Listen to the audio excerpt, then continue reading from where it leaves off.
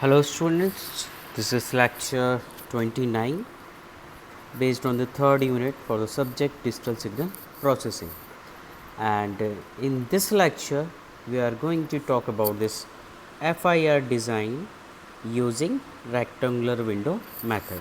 Okay, so in previous lecture we have been enough discussion about this DTFT, DFT.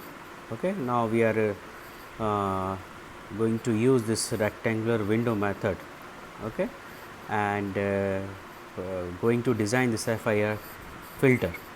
Okay, so let's start with this lecture. So now we have seen these two function, okay, that is the desired frequency response, okay, response of any digital filter is h d e to the power j omega equal to n minus infinity to infinity h d n e to the power minus j omega, where h d n is given by this equation, okay, and this h d n is the equal to 1 by 2 pi 0 to 2 pi h d e to the power j omega e to the power j omega and d omega. Okay. So, we have seen this function in previous lecture, and now we are going to use this function. Okay. So, there are some points related to this windowing techniques, rectangular window techniques. There are mainly two difficulties with the implementation of the digital filter. That is, first one is the impulse response is of infinite duration and the filter is non-causal and unrealizable. Okay, so these are the two difficulties when we design digital filter we face. Okay, so the infinite duration impulse response can be converted into a finite duration impulse response by truncating the infinite series. Okay, so we can first solution we have this. Okay, and this is done by multiplying impulse response by a window function. Okay, so whatever is a impulse function, we multiply this with windowing function. Okay, then we process. So this process is called windowing. Okay, when you want to design digital filter and you are facing this infinite duration. So, what we do? We just multiply this window function in the with this infinite duration impulse function. Okay. Now, if I talk about this rectangular window, the function of this rectangular window is given by the WRN equal to 1 for mod n equal to less than equal to m minus 1 by 2, and for others the value of this function is 0. Okay.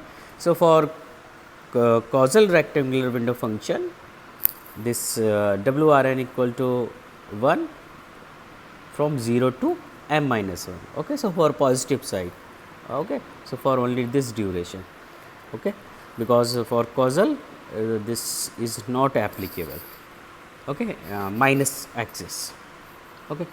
So, now let HDN equal to infinite duration impulse and HN is your finite duration impulse response.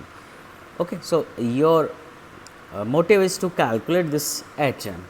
Okay. Now, it is not possible without multiplying this window function. So, what we do for calculating this HN, we have infinite duration impulse response and multiply this HDN with the window function. So, Hn equal to HDN into WRN, okay, where HDN is your infinite duration impulse response and WRN is your windowing function. Now, frequency response of the rectangular window. So, we see this what is the frequency response. So, we know this DTFT, we know the formula. You have what you have to do, you have to multiply this WRN windowing function into e to the power minus j omega n from n equal to 0 to m minus 1. Okay. So, this is the basic definition of the DTFT. So, we apply this on the windowing function. Okay. So, when we open this, okay, when you put n equal to 0, n equal to 1, n equal to 2, so we will get this series. Clear? Now, we know this is a GP. So, for first n term GP, that is a 1 minus r to the power n upon 1 minus r. We know this formula. So, we just apply this formula to this series. So, after applying we will get, because the a is 1, first term is 1. Okay. So, 1 minus e to the power minus j omega upon 1 minus e to the power minus j omega. Clear?